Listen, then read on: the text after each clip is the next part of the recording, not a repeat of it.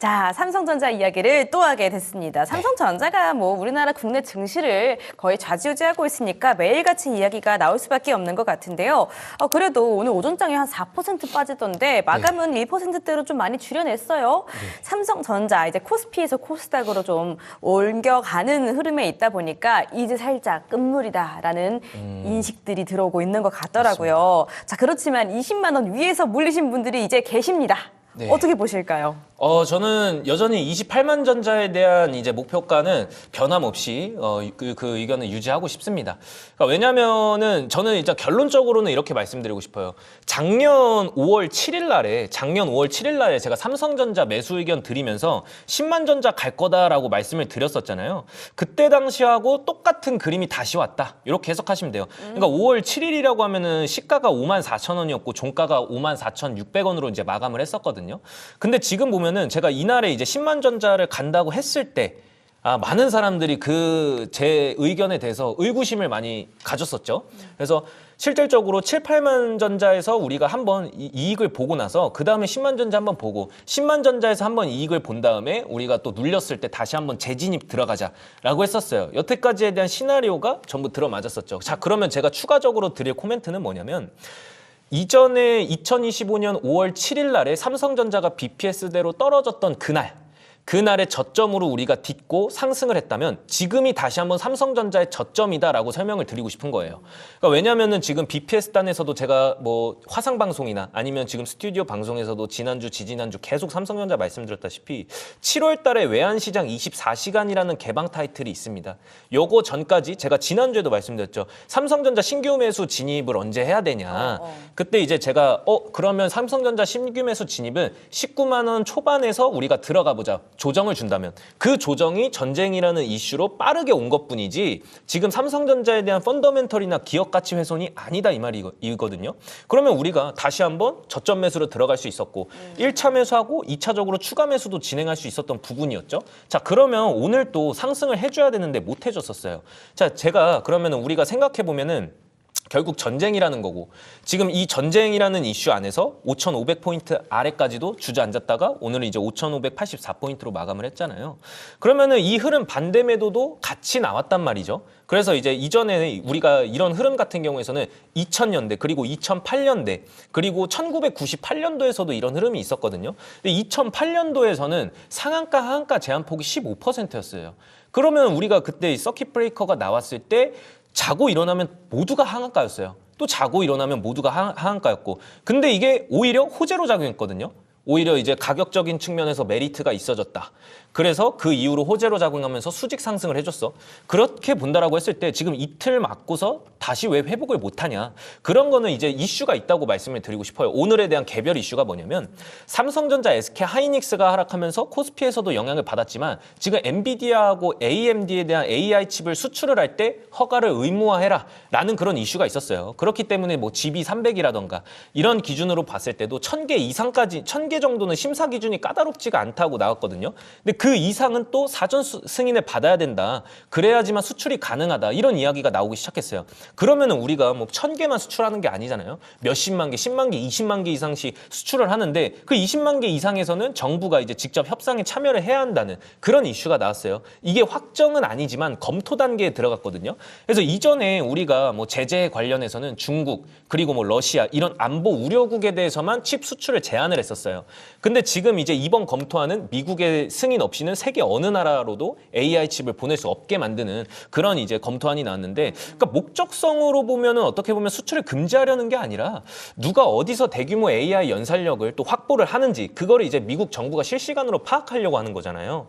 그렇기 때문에 통제권을 본인들이 이제 AI에서 통제권을 쥐겠다는 거고 그 수출 조건으로 AI 칩을 구매하려는 국가나 이런 기업들한테 미국 안에 AI 인프라 투자를 조건으로 내거는 거죠. 그래서 한마디로 첨단 칩을 사고 싶으면은 그에 걸맞는 금액을 내라. 아니면 투자를 해라. 아니면 데이터 센터나 AI의 산업에 대해서 재투자해라. 이런 측면으로 이제 기브 앤 테이크 전략적으로 들어가는 거죠. 그럼 지금 시장에서는 이런 게 악재로 단기적으로는 저는 작용될 거라고 보고 있어요. 오늘 삼성전자, SK 하이닉스가 하락한 것도 이 이슈가 작용이 됐었고 근데 우리가 장기적으로 한번 생각해 보자는 거예요. 제가 앞서서 계속 말씀드렸지만 바람을 맞으면은 감기도 걸리고 쌀쌀할 수 있겠지만 우리가 이제 그 겨울이 지나고 나면 봄은 오기 마련이거든요. 그럼 우리가 봄을 왔을 때를 생각하는 거예요. 지금 이 이슈가 수출을 제한한다는 그런 이제 미국의 검토에 의해서 수출을 해야 한다는 이슈가 있으면 결국 이 이슈 자체가 우리가 긍정적으로 바라볼 수 있는 게 중국 같은 경우에서는 중국산 AI 칩을 써야 된다는 거죠. 근데 중국산 AI 칩은 엔비디아 제품보다 성능이 현저히 떨어져요. 성능이 떨어지면 AI 칩으로 이제 동일하게 연상 결과를 내야 되잖아요. 그만큼 AI 기술력이 발전했다 보니까. 그러면은 이제 그 부족한 성능을 메우려면은 HBM을 이전보다 훨씬 더 많이 장착해야 되는 거거든요. 그럼 중국이 이제 자체 AI 칩을 그러니까 생산을 하고 사용을 하면은 엔비디아 칩을 쓸 때보다 HBM을 3배에서 4배 이상 더 투입을 해야 되는 거예요. 이게 장기적인 결과적으로 보면 삼성전자나 SK 하이닉스 메모리 판매량은 급증으로 이어질 수밖에 없는 거예요. 게다가 이제 최첨단 AI 칩은 HBM을 요구하는데 이 중국이 쓰는 범용 AI라던가 이런 쪽에서도 이전 세대 모델을 이제 굳이 최사양 모델까지 필요로 하진 않아요. 이렇게 되면은 이제 한국 기업들이 최신 제품뿐만이 아니라 우리가 이전에 HBM2라던가 HBM3라던가 이런 이제 이전 라인업 제품을 또 중국 시장에 대량 공급할 수 있는 기회도 열리는 거거든요. 그리고 이제 또 하나는 미국이 이제 규제를 강화하게 되면 중국 측에서는 규제를 강화하기 전에 미리 메모리 반도체 재고를 대량으로 쌓으려는 경향이 있어요. 그러니까 실제로 작년 하반기에 메모리 가격 상승했잖아요. 그 반등했던 이유 중 하나가 뭐겠습니까? 중국 기업들이 국채를 매각하면서까지 메모리 반도체를 대거로 사들였잖아요. 이번에도 그럴 가능성이 있다는 거죠. 그렇기 때문에 한국에서 기업의 그 실적에 긍정적으로 영향을 줄 수 있다고 보고 있고, 만약 이게 지금 검토 사안이라고 말하겠지만 실질적으로 이루어졌을 때 장기전으로 보면은 저는 반도체 업황의 호재성이라고 작용되고 있고, 지금 시장에 대해서 타격으로 입긴 하지만 장기적으로 보면 괜찮다. 자, 그러면은 그게 시행이 안 됐을 때, 검토가 이제 무산이 됐을 때, 그럼 시장은 원래대로 돌아오면서 삼성전자도 제자리로 돌아가는 거죠. 그렇기 때문에 삼성전자는 오히려 저는 28만 전자까지 꾸준히 봤으면 좋겠고요. 이전에 이제 계속 목표가를 올려드렸잖아요. 5만 전자에서 10만 전자, 10만 전자에서 13만 전자, 13만 전자에서 곧바로 20만 전자까지 1월 9일 날에 바라본다고 무료 정보방에서 말씀드렸죠. 그 다음에 이제 22만 전자까지 갔다가 지금에서야 다시 한번 우리가 5만 원대 공략했던 것처럼 삼성전자는 지금 그 5만 원짜리가 18만 전자다. 이렇게 말씀드리면서 홀딩 전략 아니면은 우리가 20만 원대에서 잡으신 분들은 오히려 추가 매수 기회로 이용해 보셨으면 좋겠습니다. 알겠습니다. 지금 이렇게 조금 떨어지는 흐름을 매수 기회로 찬스로 삼아봐라. 근데 확실히 좀 걱정이 되기는 해요. 이때까지 계속 멈추지 않고 우상향 그래프를 그려왔다가 조금 뚝 떨어졌잖아요. 네. 조정세가 다음 주에도 계속 나타날지 어떻게 보실까요? 제가 이 이야기를 빼먹었네요. 그래서 지난주에 앵커님이 삼성전자 신규 매수 진입 가능하냐라고 했을 때 20만 원일 때. 예, 조정 줄 때 들어가라. 조정을 실제로 줬죠. 그 다음에는 횡보할 것이다라고 말씀을 드렸었어요. 이전에 삼성전자에 대한 주가 방향성도 보면은 항상 이제 우리가 신고가를 뚫기 전에는 횡보하는 구간을 좀 거쳐요. 그러니까 이 구간에서는 많은 이슈들이 나오기 마련이거든요. 그렇기 때문에 잘못 눌렀네요. 잠시만요. 그래서 횡보하는 구간을 거치거든요. 물론 이제 이날에서도 우리가 횡보하는 구간을 거쳤고 실질적으로 한번 맞고 떨어졌었죠. 작년 이제 11월 달이었습니다.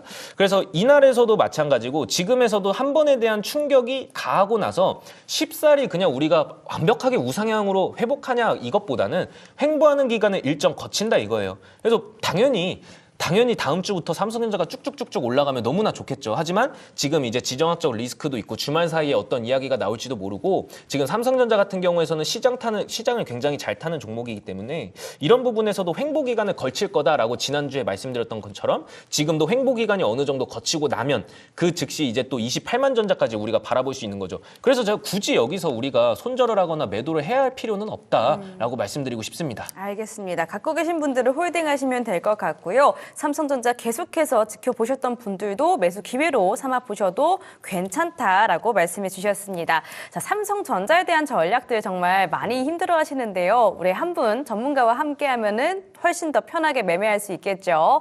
화면 하단에 있는 QR코드 타고 전영욱 전문가님과 함께 보시기를 권고해 보도록 하겠습니다.